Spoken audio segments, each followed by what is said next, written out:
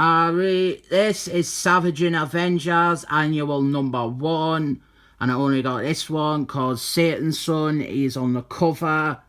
The good news is that this isn't Savaging Avengers.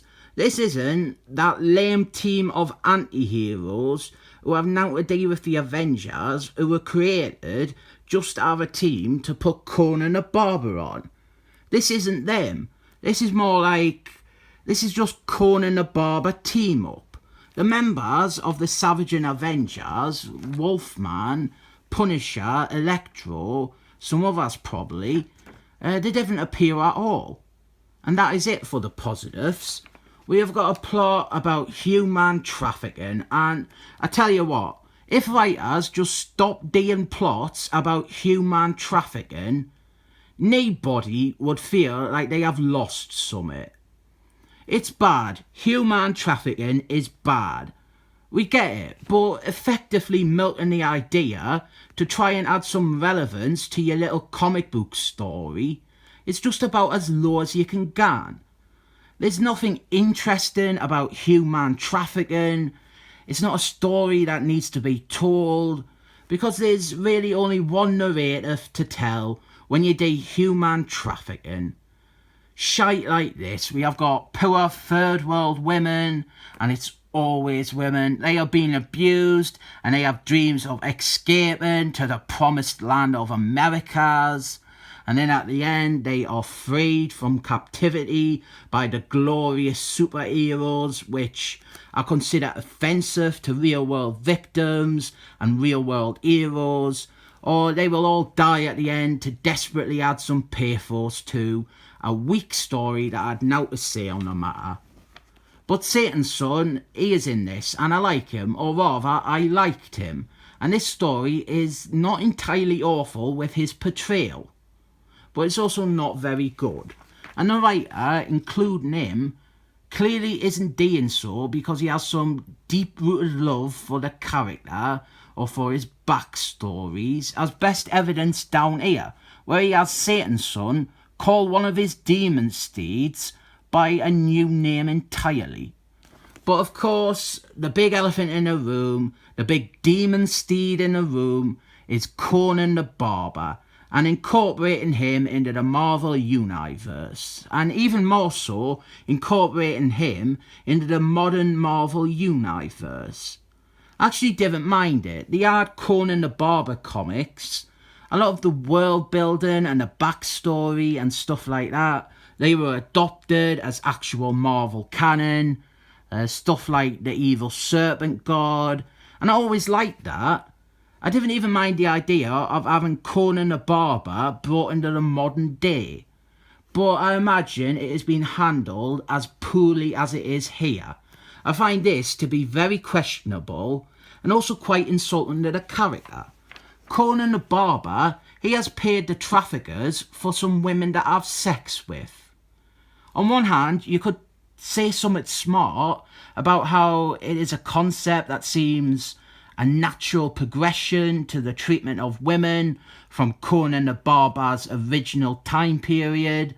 But this book doesn't do that. Instead, it just has Conan the Barber paying for sex with women smuggled into the country. It makes him look as scummy as the human traffickers, and he is essentially an accomplice to that. Of course though, Conan the Barber, he beats up the people responsible, even though he has paid them and he has done business with them. And then he tells the women they can go free, but this is only because he noted that he had paid and they were not that keen on having sex with him. On top of everything, apparently Conan the Barber, he is so gross that imported prosies who were trying to make ends meet and will be out for 30 quid, they won't touch him. Oh, by the way, Conan the Barber, he bought them at an auction. He knew what he was doing. If I was L. Ron Howard, the creator of Conan the Barber, I would be outraged at this depiction of my character. But I would also be dead, so I wouldn't be able to dig out about it. This is utter rubbish. And then Conan the Barber, He decides to go and find some more slavers and kill them, mostly because a woman told him to. Even though, keep in mind, he has done business with slavers in this very issue and knowingly paid them for women to have sex with. Then we have got a truck full of slave girls, and Satan's son shows up to condemn their captors to hell. And this page, it's decent, I suppose. Nice to see Satan's son acting like a bit of a good guy again. I'm surprised they didn't have Satan's son throw in with the slave masters.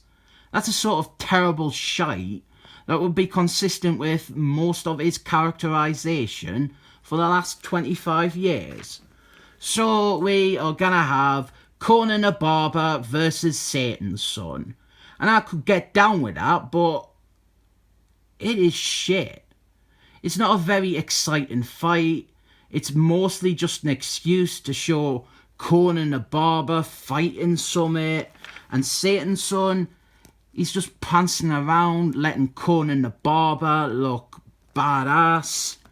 And then Scarlett Johansson shows up because, well, you might have realised, international human smugglers, they're definitely not anyone's idea of traditional baddies that Conan the Barber or Satan's son would fight.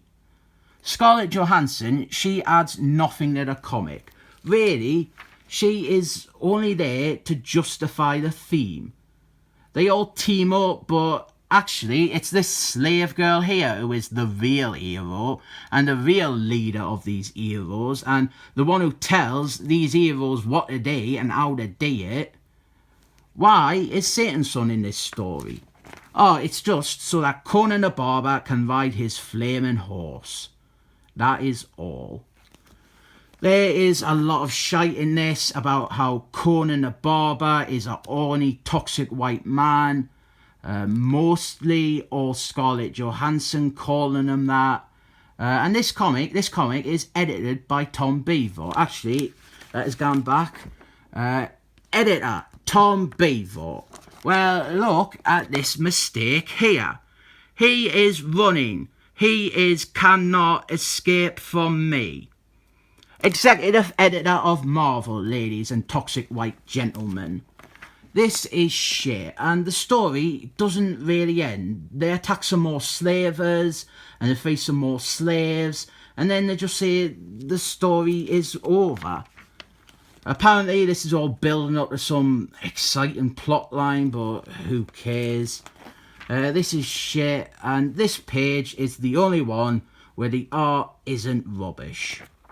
This book only had two things to say. Firstly, that slavery is bad, which is something that doesn't need saying, because everyone fucking agrees with that. And secondly, that Conan the Barber, he is an example of toxic masculinity, because no piece of media has been addressing that point. Right, before I destroy this though, I'm going to give out, or let us find the page, I think it... Here is the digital code for anyone who wants to experience this trash for free.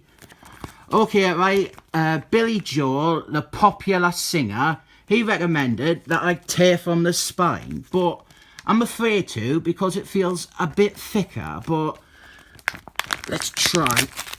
See, this is art. Given by Savage and Avengers Annual Number 1.